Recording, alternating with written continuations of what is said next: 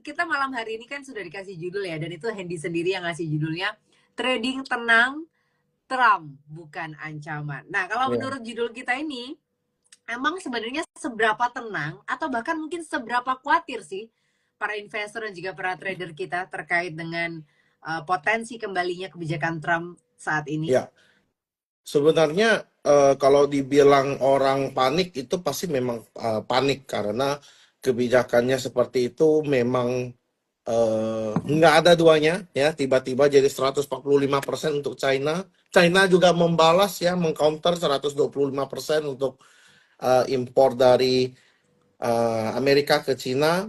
Jadi itu sebenarnya sudah sepertinya sudah terlintas gitu loh, sudah jalan karena IHSG-nya sudah penurunan sejak September ya, karena indeks MSCI, indeks apapun sudah underweight Indonesia karena secara mungkin dari satu sisi dari konversi mata uang.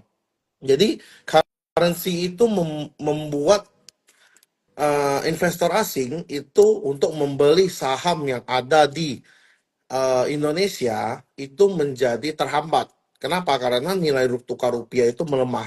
Contoh, kalau misalnya beli, dia beli, dia beli dari US dollar menjadi rupiah, anggaplah misalnya 16.000. Kemudian kemarin tiba-tiba pada saat awal April itu naik menjadi 17.000. Ya, sedangkan ketika dia beli saham, mungkin kenaikannya cuma 5%, 6%, tapi karena currency ini ketukar, jadinya nggak cuan gitu loh. Jadinya Hmm. Pak Po aja, jadi ngapain saya invest di Indonesia? Itu pertama. Yang kedua adalah dari sisi kebijakan inflasi, inflasi dan suku bunga yang ada di Amerika. Kenapa? Karena kalau kita mau investasi, orang investasi itu kan pasti memikirkan yang pertama adalah safe, baru Yes. returnnya, benar ya?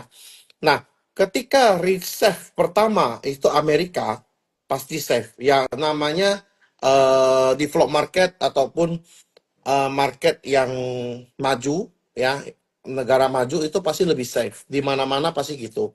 Tapi dibanding dengan negara-negara emerging market, negara-negara berkembang seperti Indonesia, itu pasti dengan tingkat resiko yang lebih tinggi, otomatis hasilnya pasti lebih tinggi. Benar ya? Nah, karena inflasinya tinggi, otomatis untuk menahan supaya inflasinya tidak makin naik, maka dinaikinlah suku bunga. Suku bunga naik, otomatis return yang diberikan dari perbankan yang ada di US itu pasti semakin menarik, 4% lebih. Mau cari di mana lagi? Satu, udah negaranya aman. Hen, suaranya hilang deh kayaknya.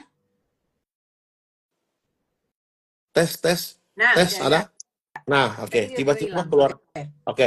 Nah, jadi orang akan menarik duit dari emerging market akan pindah ke negara-negara maju seperti US. Otomatis outflow akan terjadi. Nah, makanya kenapa outflow yang kita lihat itu gila banget, ada 500 M, ada 1 triliun, ada sempat ada yang menyentuh 2 triliun, 3 triliun. Itu membuat orang itu menjadi eh, investor-investor yang ada di negara asing itu menjadi safe, mencari yang lebih safe, mencari yang returnnya lebih tinggi karena currency risk tersebut, dan dia punya eh, apa namanya, dia punya yang suku bunga. Kemudian karena Trump memberikan kemarin tiba-tiba memberikan rate kepada Indonesia juga sekitar 30-an persen, yang sebenarnya sekarang jadi di hold 90 hari ya. Sebenarnya itu eh, kalau menurut saya itu sementara di hold ya tidak masalah karena rate-nya cuma 10%. Karena Indonesia bukan ancaman lah buat Amerika, karena kita ekspor ke mereka aja cuman sekitar 2%-an nilai ekspor nilai ekspor kita ke sana. Sedangkan kita ekspor lebih banyak ke China. Otomatis kalau China kena, kita juga akan keimbas pasti. Seperti itu. Jadi kalau misalnya apakah imbas ke IHSG-nya seperti gimana? Sebenarnya masih ada imbas, hanya saja masih ada sektor yang masih menarik gitu loh. Tidak semua bener-bener kayak struggle gitu, nggak bisa cari cuan, ada.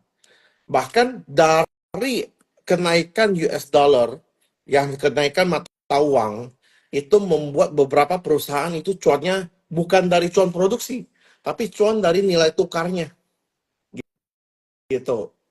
Jadi contoh kayak salah satu emiten yang aku ada di tabel itu, saya contoh emiten LSIP ataupun emiten TAPG itu cuannya lumayan ya secara laporan keuangan. Karena mereka kan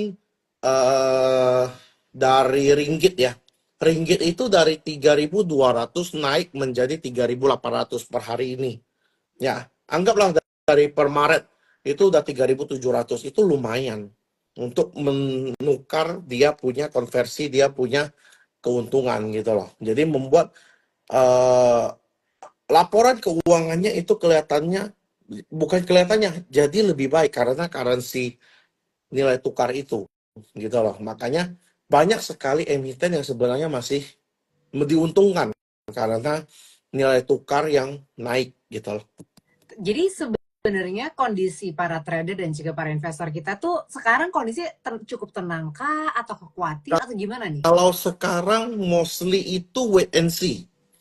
Mostly itu Waspada aja wait and gitu see, ya. waspada aja. Jadi tidak posisi cash-nya itu besar banget dan posisi di dalam apa instrumen investasi yang high risk itu lebih kecil. Contohnya saham.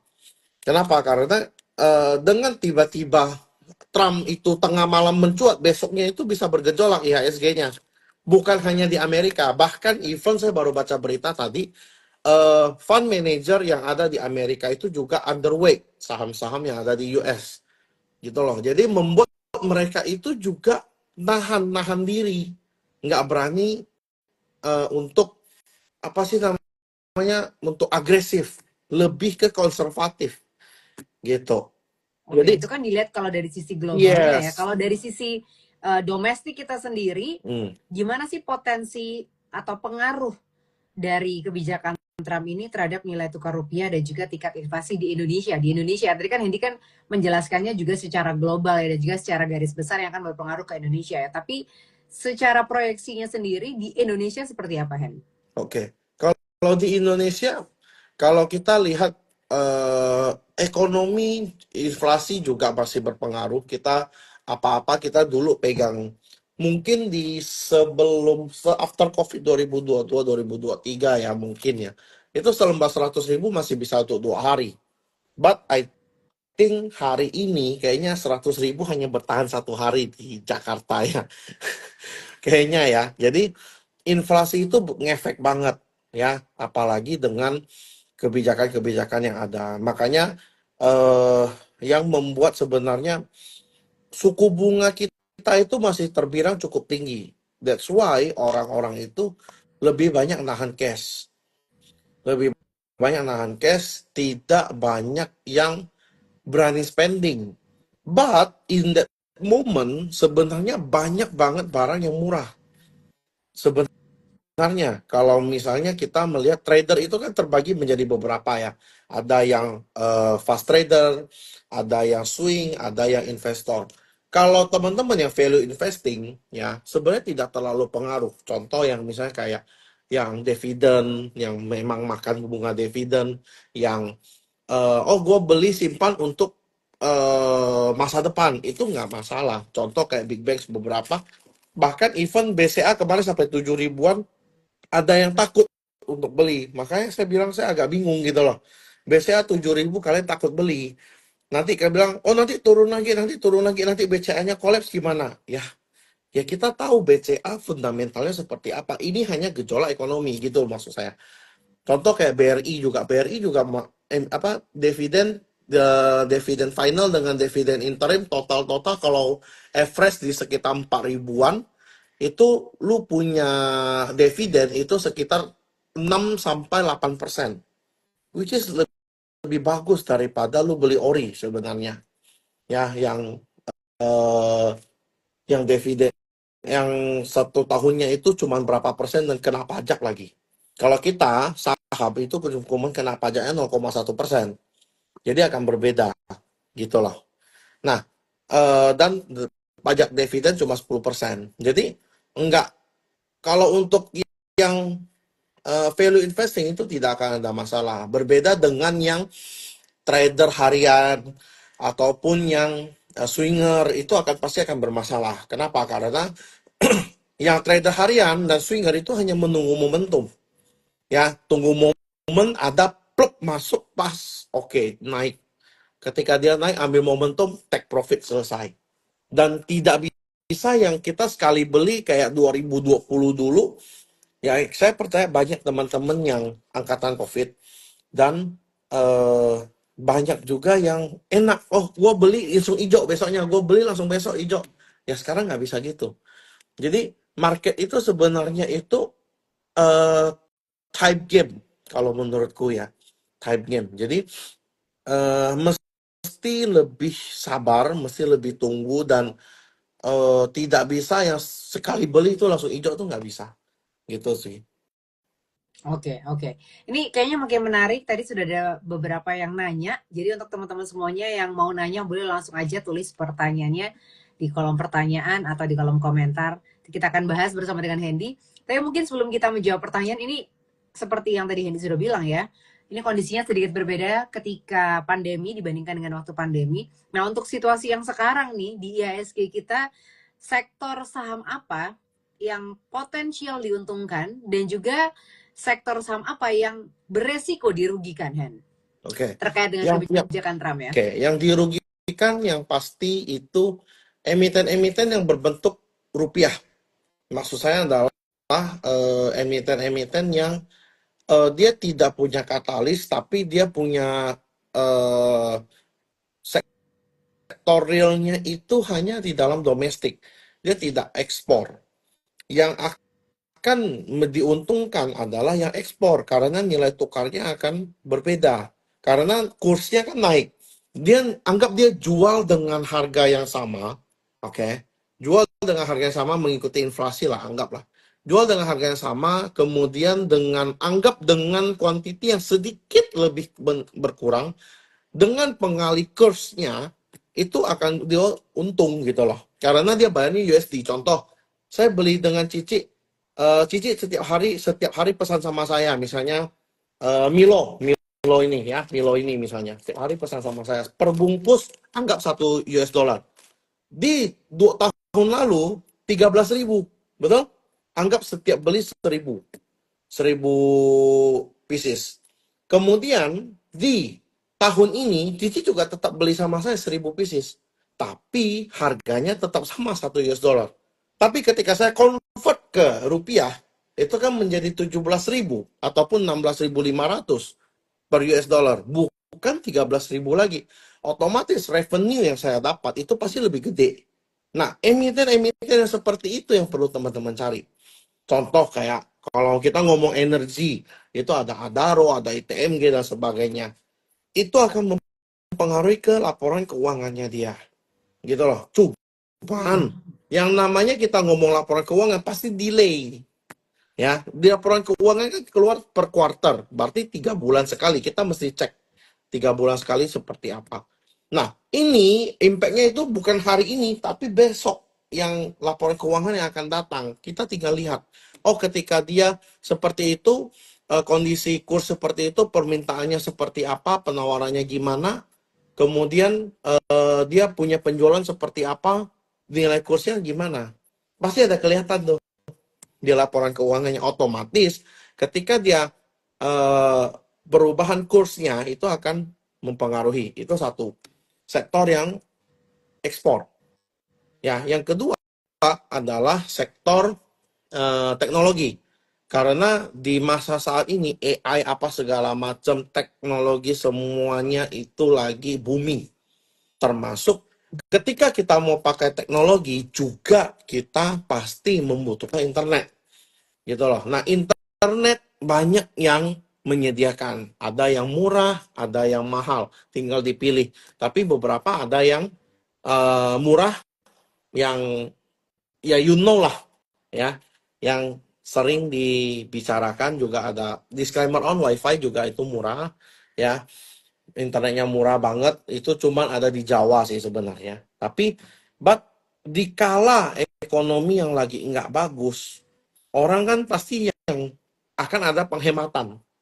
Benar nggak sih? Akan ada penghematan. Bisa jadi dari yang dia biasanya pakai, yang mungkin yang bulanannya 300.000, dia ganti ke WiFi cuma 100 ribuan, itu bisa menghemat. Itu satu. Ya kan? Teknologi yang lain apalagi? Kayak misalnya orang sekarang, kayak dekat Ramadan ini, kenapa kayak Rals, kayak Ramayana, kayak Matahari Department Store, kayak retail-retail lain tidak terlalu booming karena orang-orang biasanya udah mostly beli pakai social eh, commerce. Contohnya seperti TikTok, contohnya seperti Shopee, Tokopedia. Ya, rata-rata orang live tinggal lu, oh nih pakaiannya kayak gini nih, modelnya seperti ini. Orang tinggal lihat. Lu lihat, tinggal beli, tinggal barang-barang langsung instan datang. Ya, itu sangat memudahkan banget gitu loh. Jadi ada pergeseran yang dari offline itu menjadi online. Ya, bagaimana orang melihat, mengukur yang offline menjadi online. Sekarang kan sudah ada tabel size ya, tabel size tubuh dan sebagainya. Itu tinggal kita ngukurin. Saya pernah beli waktu itu, dulu saya nggak ngerti ada tabel itu. Terakhir saya ada beli jaket ya kalau nggak salah. Kan ukur semua kan. Saya ukur, bener-bener saya ukur, datangnya pas. Memang seperti itu gitu loh. Jadi eh tidak perlu yang pusing, yang kita harus, oh gue coba lagi di ruang ruang ganti dan sebagainya, itu nggak perlu lagi gitu loh. Mostly orang beli online sekarang. Dan yang terakhir ya, emiten-emiten yang eh, mendukung kebijakan-kebijakan pemerintah. Contoh kayak Pak Prabowo itu kan, kebijakannya salah satunya itu ingin membangun 3 juta rumah. Apa yang membuat dia supaya eh, bisa mewujudkan itu? Salah satunya pasti ada semen, ada kontraktor, benar nggak sih? Kemudian ada infrastruktur, kemudian ada pemasangan internet dan sebagainya, yang semuanya harus murah. Nah, itu yang perlu kita cari sih, sektor-sektor seperti itu gitu loh. Oke, jadi ada 3 sektor ya. Tadi sudah dikasih tahu Hendy, ada sektor ekspor, kemudian yang kedua teknologi, dan juga yang ketiga adalah sektor-sektor yang mendukung kebijakan pemerintah Ya. ya. Oke, ini saya coba buka pertanyaan dulu. Tadi ada satu pertanyaan yang saya lihat bagus juga nih dari teman-teman. Sebentar, agak scrolling ke atas. Ini untuk teman-teman yang mau nanya, boleh langsung aja ya tulis pertanyaannya di kolom pertanyaan atau di kolom komentar. Mana tadi nih ya? Kok di atas banget tadi, tapi waktu baru mulai deh udah ada yang nanya kayaknya. Yang soal apa yang akan terjadi jika Trump kalah perangnya. I think so. Sebentar. Nah, oh ya benar ini. Dari Adar 19 pertanyaannya, apa yang akan terjadi kalau Trump ini kalah perang tarif dan suku bunga USD naik karena obligasi dilepas China? Kalau aku bilang ya, sangat sulit untuk Amerika itu kalah ya, Karena karena negara US itu pasti akan berusaha untuk bernegosiasi. Ya. Nah, dan kalau kita melihat karakter dari Xi Jinping, dari presiden dari China, China. itu orangnya negotiable. Ya, jadi menurutku kalau sampai kalah perang, I think enggak, tapi paling win-win solution. Ya, itu yang pertama. Kalau misalnya sampai suku bunga naik, ya karena obligasi dilepas China, terlalu jauh sih itu sih. Belum kan? Itu kan belum kejadian. Memang China itu pegang banyak banget obligasi US. Itu sebagai salah satu, ya kalau bisa dibilang mungkin sebagai taktiknya lah ya. Karena sekarang bukan perangnya perang adu adu Senjata. tembakan, adu senjata, bukan, tapi perangnya perang ekonomi gitu loh. Jadi menurutku itu kejauhan. Belum tentu terjadi. Tapi kalau menurutku kayaknya Amerika belum. masih kan ada banyak yang bilang ya, ini saya agak sedikit belok dikit, tapi banyak yang bilang China itu negara yang akan menjadi negara maju di era kedepannya. Kan belum terjadi. Sekarang masih Amerika. Nah, saat ini kalau sampai Amerika itu kalah dalam perang ekonomi, saya takutnya akan ada PD3 aja. Karena Amerika itu mostly itu, kalau ini menurut pendapat pribadiku ya, disclaimer ya, ekonomi dia nggak bisa jalan, dia akan adu otot. Nah, itu yang berbahaya. Jadi, most likely itu kalau sampai Amerika kalah dalam perang ini, kayaknya enggak deh. Belum deh, kejauhan. Itu sih. Thank you. Oke, terima kasih untuk Adar 19 yang sudah ikut gabung nanya. Nah, Hen, tapi sebenarnya tentang kebijakan Trump ini sendiri, sebenarnya sekarang potensi dari Trump effect ini sudah tercerminkah atau price in dalam valuasi pasar saham kita? Atau masih ada ruang juga untuk volatilitas tinggi di ISG kita? Secara teknikal IHSG itu belum menunjukkan adanya sideways. Berarti dia belum menunjukkan sideways dan dia belum bikin new high. Dalam konsep Dow teori, ketika suatu instrumen investasi itu dikatakan uptrend, itu berarti ada higher high, higher low, higher high, higher low. Sedangkan IHSG belum membentuk itu. Otomatis price in belum terjadi. Itu yang pertama. Yang kedua, apakah masih bisa volatile? Masih bisa. Ya, kapan? Mungkin kalau kita berkaca dari histori ya, dari tahun yang dulu ketika Trump awal-awal menjabat juga, yang bikin kontroversial juga, itu kayaknya sekitar Q3 lah, itu bisa membaik gitu loh. Karena pasti dari bagian mereka itu punya kepentingan juga. Ya, nggak mungkin nggak ada kepentingan gitu loh.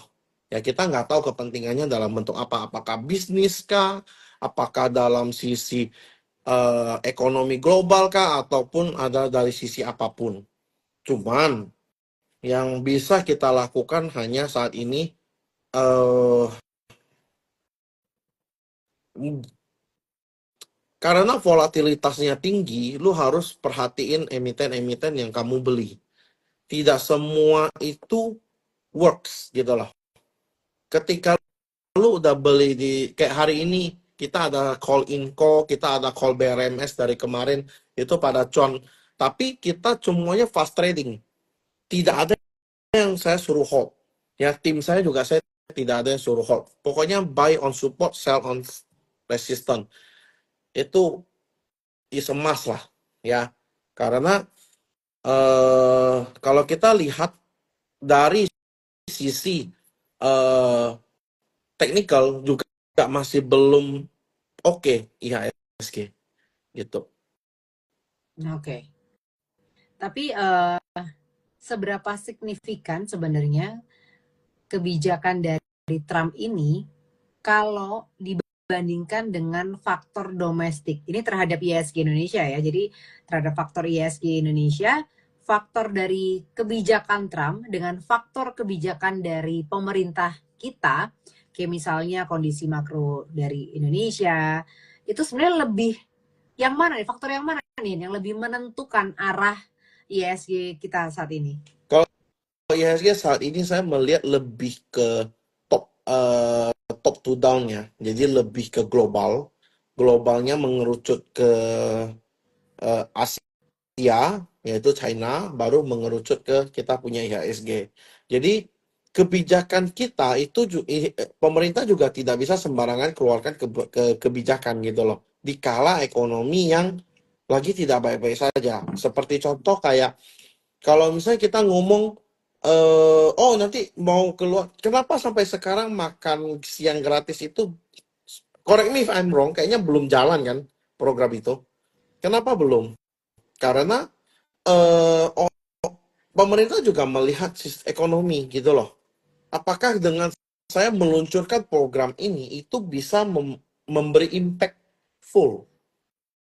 Karena kalau saya sembarangan mengeluarkan kebijakan dari Indonesia, itu impact-nya akan panjang ke satu Indonesia. Dia akan harus memikirkan itu gitu loh. Makanya kenapa eh, negara kita itu tetap berkaca ke Asia, setelah Asia baru dia lihat ke global apa yang terjadi gitu loh. Ketika globalnya ini sudah baik-baik saja, Asianya yang sedikit bergejolak, dia nggak apa-apa. Tapi kalau globalnya ini, kayak contoh, apa ya, lu punya gelas, ya, luarnya itu retak gitu loh. Retaknya itu harus lu pindahin ke gelas baru dulu, baru lu boleh minum. Kalau gelasnya itu masih retak, lu nggak bisa minum. Sama seperti ekonomi. Lu ekonomi, ketika ekonomi globalnya masih tidak baik-baik saja, kita Indonesia nggak bisa berbuat apa-apa. Mau lu mau lu mau bikin katalis pun, kaget robotnya jalan sendiri. Lu mau bikin katalis pun itu eh tidak menolong gitu loh. Belum menolong karena Indonesia juga melihat saya dengan kekuatan APBN saya sekarang dengan diluncurkannya dan antara lagi dan sebagainya, apakah bisa mensupport ya? Ini is another part gitu loh. Jadi ada part, ada segmennya. Jadi eh, Indonesia itu masih fokus ke Asia lah, Asia global dan sebagainya itu mesti dilihat dulu. Oke, jadi faktor global itu yang mempengaruhi paling banyak ya, baru mengkerucut ke Yes, faktor domestik ya. yes, Oke, itu. oke. Nah, ini kita masih punya waktu untuk teman-teman semuanya yang mau nanya terkait dengan topik kita malam hari ini, trading tenang, Trump bukan ancaman, yaitu tentang kebijakan Trump terhadap ISG kita. Yang mau nanya boleh langsung aja tulis pertanyaannya di kolom pertanyaan atau di kolom komentar juga boleh. Tadi sih ada yang nanya, tapi malah nanyain emiten nih ya. Ada yang nanyain dari Bang Said nih, nanya tentang BMRI katanya. Tapi mungkin sebelum kita menjawab tentang emiten, mungkin Hendy, saya mau nanya nih ya, ada nggak sih cara yang terbaik ini untuk trader jangka pendek dulu ya, untuk para trader jangka pendek, cara terbaik untuk memanfaatkan atau menyingkapi sentimen pasar terkait dengan isu ini seperti apa, Hen? Maksudnya kita punya apa, kita menyikapinya seperti apa gitu ya? Betul, ini untuk trader jangka pendek ya, karena nanti saya juga mau tanya untuk investor yang jangka panjang. Oke. Jangka pendek, as I said before, kalian hanya bisa melihat momentum. Contoh kayak tadi kemarin ada BRMS, ada Dewa, ada Brand, ada Cuan, TPIA tadi tiba-tiba spike, kemudian eh apalagi itu Antam, Tins, Inco, itu yang gejolak-gejolak seperti itu yang lu bisa buy, kemudian lu sell on resistance, ya. Tapi ingat, lu harus yakin, ya. Kadang-kadang itu aku pernah gini loh, Ci. Aku pernah gini. Aku udah lihat nih, ini emiten nih. Wih, lagi jalan nih kan, lagi seru. Jalan-jalan-jalan. Mau beli nggak ya? Beli nggak ya? Aku cek chart dulu deh. Cek chart. Oh, bagus sih. Tapi lihat, udah sampai resisten. Beli nggak ya? Nanti dia bisa break kali ya. Ah, gitu loh. Ketika lu tidak yakin, ya, jangan beli. Itu aja. Itu the key. You play the momentum. Karena momentum itu tidak bisa datang dua kali. Saya selalu ingat kata-kata itu. Momentum hanya datang satu kali, lu ambil decision cepat. Kalau lu nggak bisa, skip. Udah. Itu. Karena misalnya contoh kan ada beberapa trader yang, oh saya di jalan kan saya bisa sambil tekan, apa segala macam. Nggak semudah itu bos. Aku sudah coba, tidak bisa. Saya tidak bisa, ya. Jadi kadang-kadang gini, aku pernah ya lagi pesan Grab nih, aku bilang, teman bilang ini lagi bagus nih, aku cek, oh memang bagus sih, aku mau enter. Ketika enter, Grabnya jalan, pada saat udah mau turun, rempong mau turunin, teman telepon, jual woi, gitu kan. Saya bilang, belum lah. Nah, saya biarin. Saya biarin, kemudian saya ketemu orang, saya buka lagi, udah minus 5%. Yang awalnya harusnya plus 10%. Nah, Cepet banget ya. cepet banget. Jadi momentum itu lu harus mainin gitu loh. Jadi jangan sampai eh lost the momentum. Cepet Oke, banget. Nah, gitu oke. loh. Jadi untuk Gitu aja. trader jangka pendek itu cara terbaiknya adalah dengan play di momentum ya. Ya, momentum. Oke. Jadi Nah, ketika sekarang kenapa? jadi ketika lu lihat, oke, analisa dengan cepat. Tek. Ya, yang penting lu tahu risknya, lu buang di mana. Itu aja dulu. Risknya lu buang di mana. Pertama lu tahu risknya, resikonya, lu rela hilang berapa persen ataupun berapa berapa duit, udah karena udah buang cut.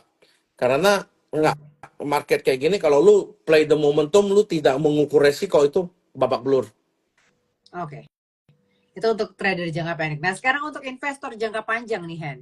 Apakah isu dari kebijakan Trump ini cukup fundamental untuk mengubah strategi yang selama ini kita punya atau masih aman-aman aja untuk investor jangka panjang Oke. ya? Investor jangka panjang, kayak kemarin, kayak tadi saya ada sempat singgung soal ketika Ramadan itu kita melihat ada Ramayana, ada Matahari, ada Asko, kemudian ada Erafon dan sebagainya, Era Jaya ya. Itu tidak terlalu ngefek. Kenapa? Karena most likely itu orang itu belinya itu udah online ya. Banyak orang yang aku lihat beli di toko harganya dengan beli di online selisihnya bisa 500.000 kadang. Kayak di TikTok ada salah satu influencer lah, saya nggak mau ngomong lah. Lu beli dengan garansi yang sama, dengan barang yang sama, itu bisa selisih 500 sampai 700.000 ya. Jadi orang itu menghemat hal-hal itu gitu loh. Lumayan kan, 500-600 ribu masih masih bisa hidup 5 hari, untuk 5 hari ataupun 6 hari, seminggu lah, ya nggak sih? Jadi eh, itu yang tetap perlu diperhatiin untuk long term investor. But untuk negara berkembang itu perbankan still number one. Kenapa? Karena orang masih fokus ke bank. Bank itu yang menjadi titik acuan utama. Ya, contoh kayak BCA, BRI, saya dari kemarin, mungkin Ciledi udah live sama saya dari tahun lalu juga kan. Ya. Saya sering sebut BCA, BRI, BCA, BRI. Kalau lu adalah investor, lu kerja, lu adalah seorang investor, DCA aja, masukin aja, nggak ada masalah. Teman saya kemarin baru beli BCA, udah dapat dividennya. Ada beberapa teman saya dari tahun lalu saya suruh cicil BCA, BRI ketika di bawah 5.000, pelan-pelan cicil ya, di bawah 4.000 saya bilang beli lagi, itu udah dapat dividennya lagi juga. Kenapa enggak Oke. gitu loh. Jadi kenapa kita nggak perlu takut? Kenapa? Karena sistem saham di Indonesia ataupun sistem saham kita semuanya sama. Itu ada namanya dividen, ada namanya corporate action. Itu bisa menguntungkan. Contoh seperti kita ngomong stock split. Stock split itu kan berarti pemecahan saham. Seperti yang telah dilakukan oleh BCA. Stock splitnya itu 1:5 ya, yang sebenarnya harusnya harganya itu lebih dari harga sekarang. Jadi ketika kamu beli di bawah banget, ketika lu stock split itu sudah ada range harga yang berbeda. Jadi itu pasti lebih menguntungkan. Oke, lu mau cari dividen. Indonesia masih penghasil batu bara yang besar. Dividennya juga besar untuk batu bara. Lu mau sebagai dividen hunter ataupun investor dividen, batu bara ada.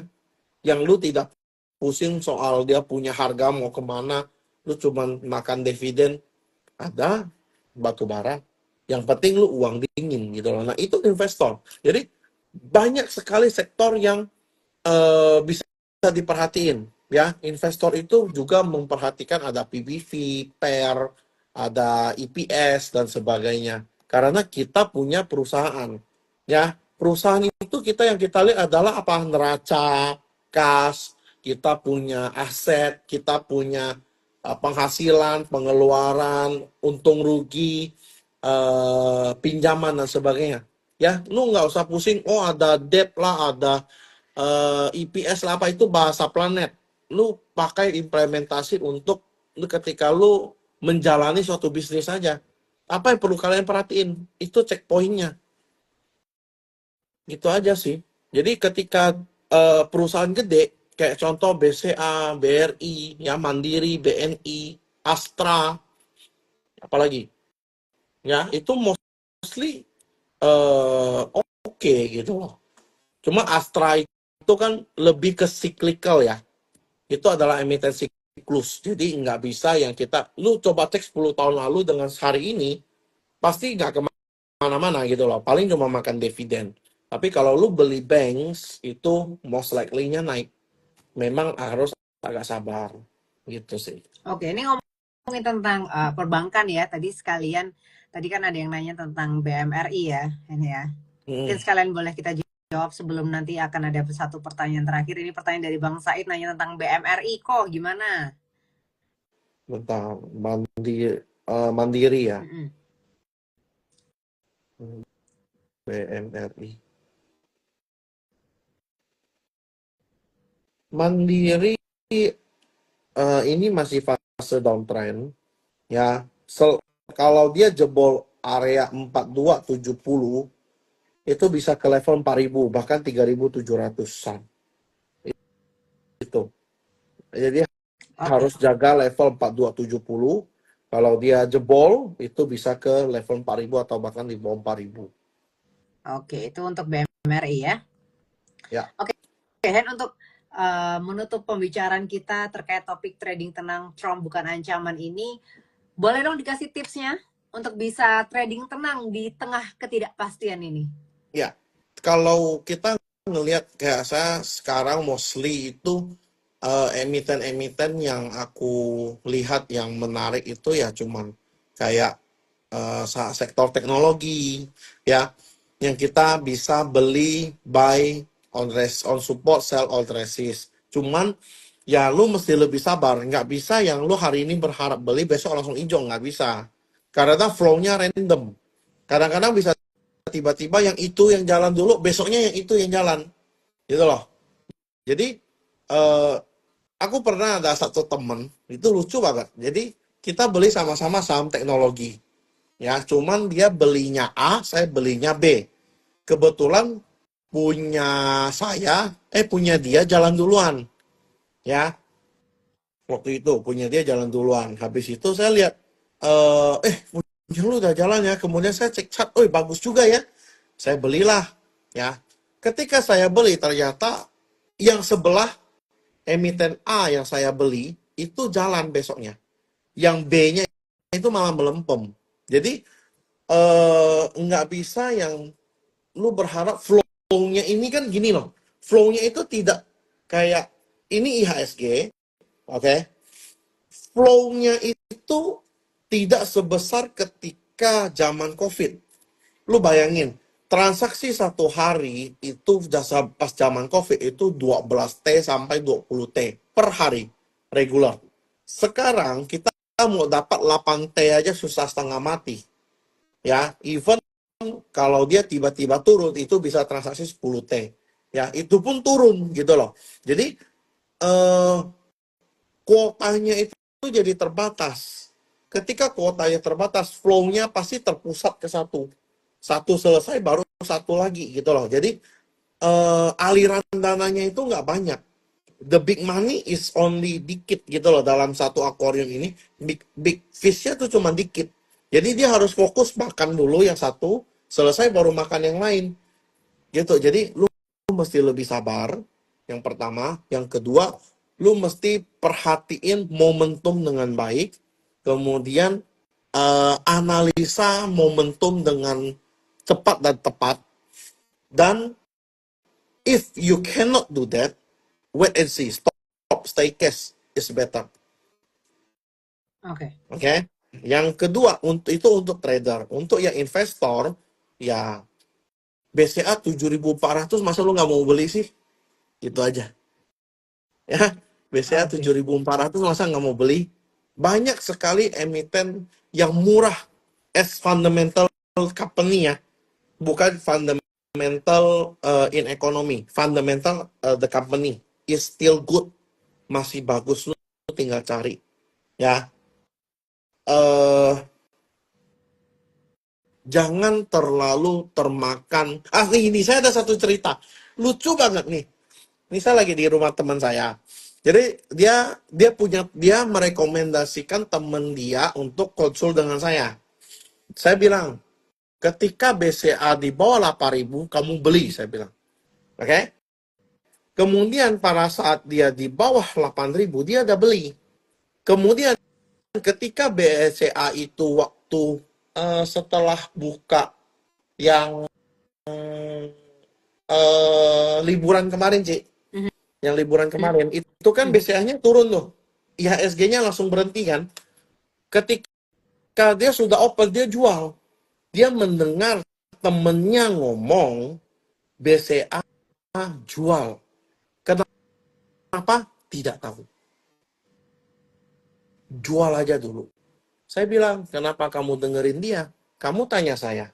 Bukannya saya sok pinter ya, tapi maksudnya itu atas dasar apa dulu dia suruh kamu jual. Benar nggak sih? Lu harus ada satu alasan konkret yang membuat, oh, ala BCA ini lu boleh jual. Jadi bukannya serta-merta lu hanya dengerin, oh dia jual ya, ya udah gue jual juga deh. Ketika dia jual, Ci, BCA aja besoknya 8.500. Nyesel tuh. Nyesel. Saya udah bilang, saya bilang bukan saya jago menganalisa atau apa, but this is cheap. Ini murah banget secara fundamental. Lu beli, lu simpen, lu nggak akan nyesel, gue bilang. Dia nggak mau dengar, ya sudah. Ya, that's why.